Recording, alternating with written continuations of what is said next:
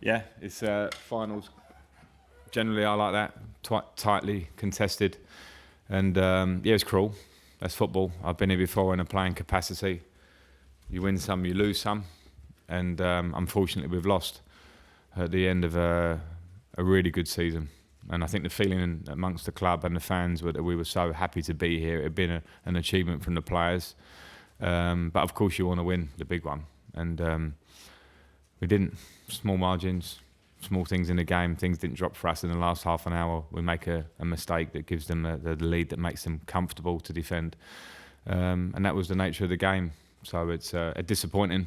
But my overall feeling is pride as much as anything of what's been achieved. It's not promotion, but yeah, we've worked hard to try and do something, and we brought 40,000 fans down to Wembley today and just missed out.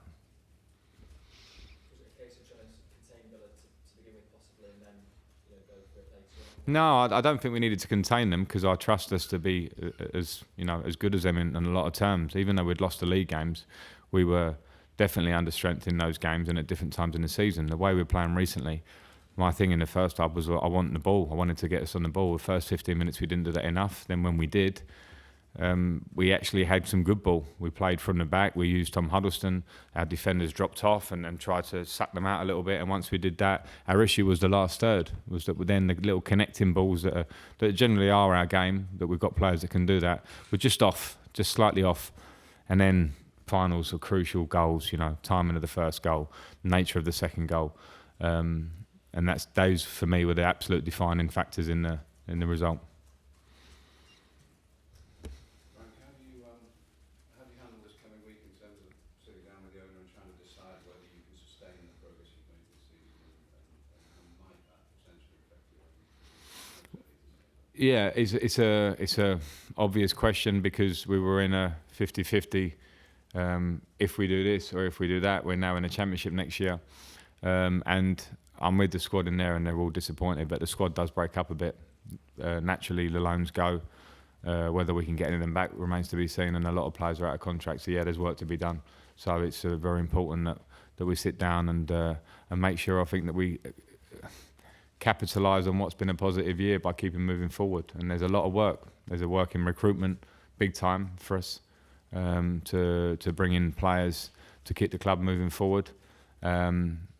So it's probably better that I actually talk about that after the conversation to a degree, because I don't know what it is. But yeah, yeah. Do you think, looking retrospectively, the actual winning of the game changes those discussions in terms of whether you can stay or not? Well, if we had won the game, no. There certainly wasn't a factor, win or lose, that changed my mind. And by the way, I've not had any conversations with any other club. This has been my club, and this is my club. I'm the manager of this club with a 2-year contract. So that's my only thought. The conversations I'm having with that 2-year contract this week will be to see how we can compete again in the championship next year. We can't compete with a squad of 13. We need to compete with a squad that's 20 plus. And it's different. The landscape's different from the last 3 or 4 years at the club because money was spent. Financial fair play makes it tight for us. So these are all things that we have to work really hard to try and keep going in the right direction. Just specific targets in your mind in terms of those discussions, Frank? No, until we talk, then not. But it's actually not a time for that anyway, because it's a time for a little bit of disappointment because he lost the final, and that's fact. It's quite a cutthroat world, we know that. So I think a little bit of reflection of a day or two would be good for everybody. Frank, you mentioned the squad for next season, 3 loan lads, and that's a lot for you this season. Has there been any conversations at all about bringing them back, or what do you think the chances are of bringing them back? I know they've enjoyed this season. I know the clubs that have come from have enjoyed the way they've developed and the way they play. Yeah, to be honest, Steve, the fact that we had this, I think if our season had ended and we hadn't got promoted, we didn't beat West Brom and got into the playoffs, the conversation would have happened then. But because we had this will we, won't we, Premier League, Championship situation, I don't think it's easy probably for the club to approach the players and for the players, because of the high performance they've had, to give an answer now. So yeah, we don't have an answer whether we'll be able to keep them or not. What's imperative, obviously, for every Championship club now, I think, is that whatever loans you take every year are fundamental to how well you can do. Pretty much, You know, you look at Aston Villa, for instance, Tammy Abraham and Tyrone Mings, and Howes, who comes on at the end. Without those loans, are they here? Without our loans, we'll be here. So that is the next challenge, obviously, and a yearly challenge, I suppose.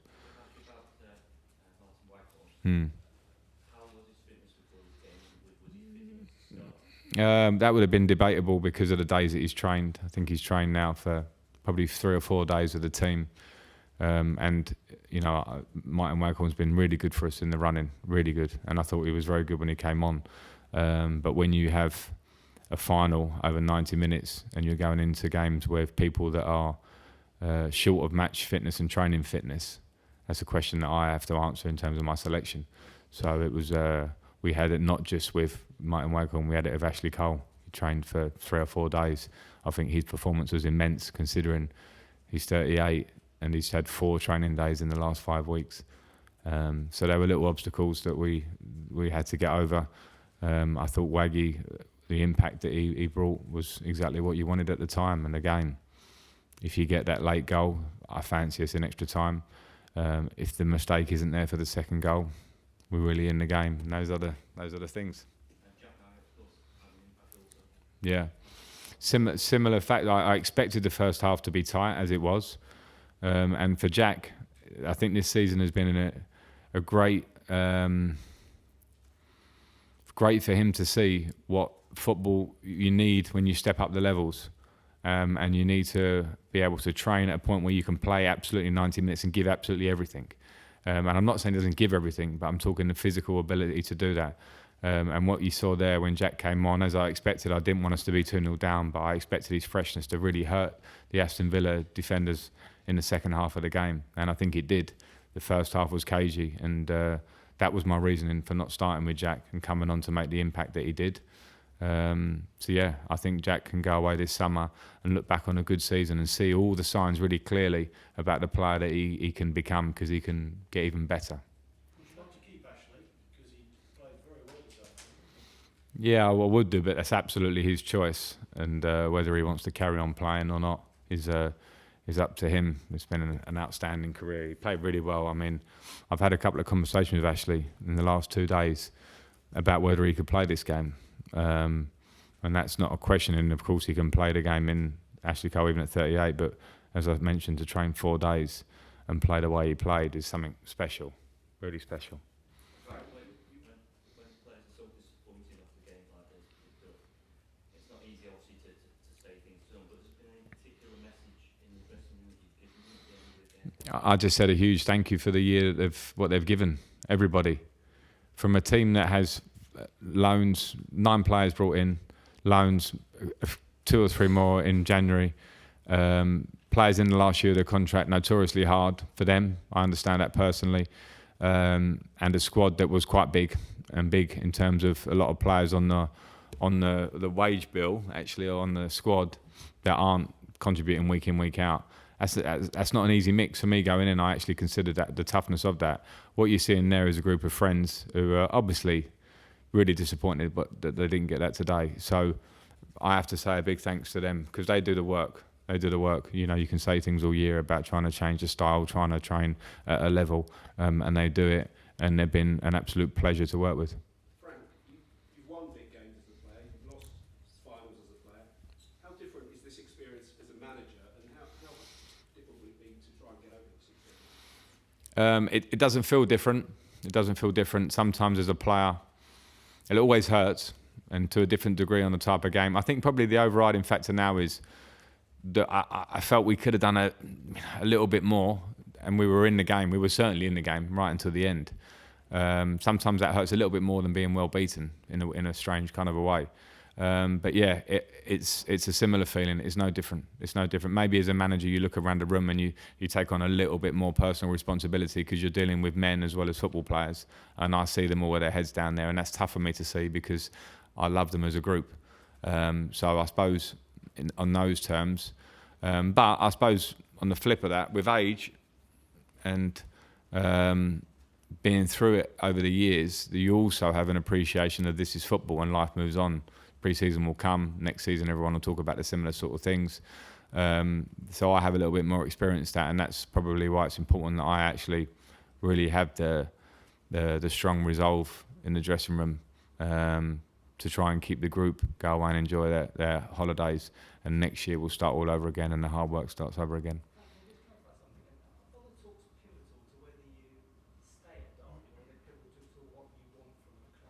Yeah, I'll say the pivotal, it's your word, but I think they are important for the fact of where we go, because with a squad of 12, 13, 14 players, we're going to need to work on that for the club to stay at the level that we are and to try and push on, and I do want to move forward. So they're crucial in those terms, yeah, exactly, because I've had a taste this year of working with a really good group who have got so close to doing something really special, and I've loved that.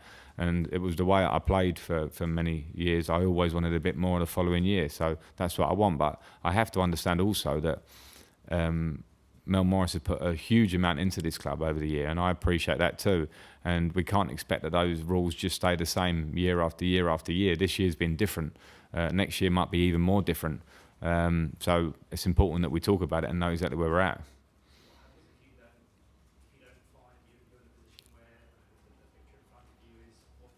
Well, I'll have to keep working and try and do the best I can. It's not for me to decide yes or no. It's to say what have we got to try and move forward. It's not, as I said, I've had no conversations with anybody else.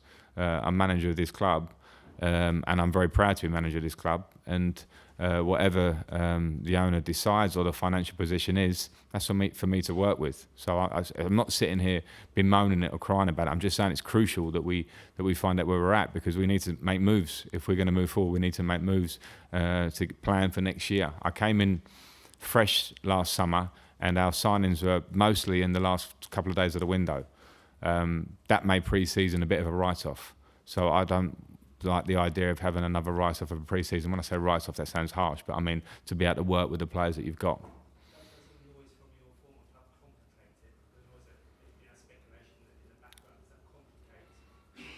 No, it's irrelevant to them. It's irrelevant to them. I spoke to Mel 3 days before this game. We said we'll sit down and talk, and any talk around that is irrelevant. If it's down to you, Frank, you stay at home. Listen, I've got a 2-year contract here. I've loved working here, and I want to continue that, and I want to continue progressing with the club. And I have to say, after my first year in football and what the opportunity this club gave me, then it's massively important that everyone understands that's my overriding feeling. So that's where I am in. That's completely where I am. So I go away tonight. I'm going to have a couple of beers with all the lads and the staff and everybody that's worked this hard this year. And then afterwards, we'll talk about where we go forward. Do you know what day that will be? No. Frank, in terms of the playoffs in general, what's the experience been like for you? Has it been one of angst or? Today obviously is not a great experience in the end. Managing in a final is an experience, and I appreciate that walkout today was something special. To see it from a manager's side and the flags and the two sets of fans of great football clubs was something special. So, and nobody can take away from this club, and we haven't got promotion for it, but nobody can take away from this club what happened against Leeds. I have to say, ask a Derby fan about Leeds away.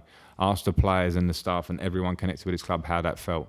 And that was a huge night for this club that now we can all have in the memory banks. Of course, it doesn't mean we've got promotion, but in terms of my experience of the playoffs and the players, they had an incredible night there, an incredible 2 legs, and a big experience. These young players, all the young players in our dressing room have to know that if they want to play at a high level, there will be more nights like this. There will be more, unfortunately. It happens in football, but there will also be some incredible nights.